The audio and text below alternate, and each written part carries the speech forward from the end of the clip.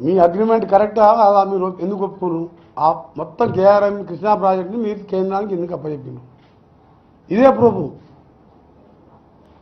క్షమాపణ చెప్పి నల్గొండకు వచ్చి నువ్వు ఏదైనా చెప్పుకోమో ఫస్ట్ క్షమాపణ చెప్పాలి. లేకుంటే జరిగే పరిణామాలకు మా ప్రభుత్వాన్ని కానీ మాది కానీ బాధ్యత కాదు. పూర్తిగా నువ్వు చేసిన నాశనం. చివరిగా చెప్తున్నా, నీ బిడ్డ అరెస్ట్ కాకుండా ఉండటానికి నువ్వు ప్రాజెక్టుల పేరు మీద చేసిన దోపిడీ మీద 7 కేసులు పెట్టి ఇలా జార్ఖండ్ సీఎం కేజ్రీవాల్ సీఎం రేపో మాపో అరెస్ట్ చేస్తుంటారు. జార్ఖండ్ సీఎంని ఇలా కాంగ్రెస్ గవర్నమెంట్ని వేధిస్తుంది కదా, నేను కూడా జైలు పోతా, ఇన్ని కోట్లు తిన్నా, నా బిడ్డ నేను కొడుకు అని చెప్పి రాష్ట్రం కృష్ణా ప్రాజెక్టులను కేంద్రానికి అప్పచెప్పింది ఆయనే.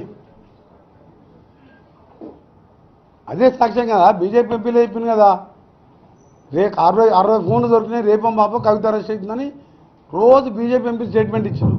ఎందుకు అరెస్ట్ కాలే? ఇదిగో ఇటువంటి అన్ని రాష్ట్రానికి అన్యాయం చేసేస్తున్నాను. పోయినసారి పార్లమెంట్ మెంబర్గా చూశాను నేను.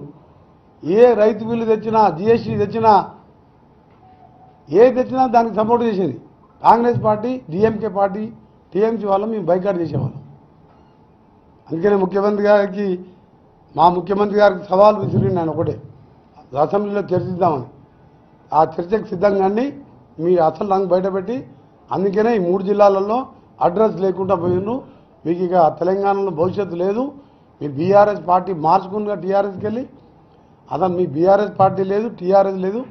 మీ కారు ఎప్పుడు అంటాడు ఆయన, అది వేది షెడ్డు పోలే, పుట్టి సర్వీసింగ్ పోయిందంటాడు. నేనంటే సర్వీసింగ్ కాదు, షెడ్ కాదురా బాబు, నీ బొందల పార్టీ అయిపోయింది, బొందల రాష్ట్ర సమితి. బీఆర్ఎస్ అంటే బొంద పెట్టుకున్నావు నువ్వు. ఎప్పుడైతే నల్గొండ జిల్లాని నాశనం చేసుకున్నావో నీ పార్టీనే బొందల పార్టీ. బా ఇంకా అడుగుతున్నా చెప్పు. ఇక అసలు హరీష్ రావు అప్పటి వరకు ఉంటాడా, జైల్లో ఉంటాడా, బయట ఉంటాడా, ఏం తెలుసు? సమావేశం డేట్ వచ్చేవాడు జైలు లేకపోతే ఇప్పుడు మేడిగడ్డ కూలిపోయింది.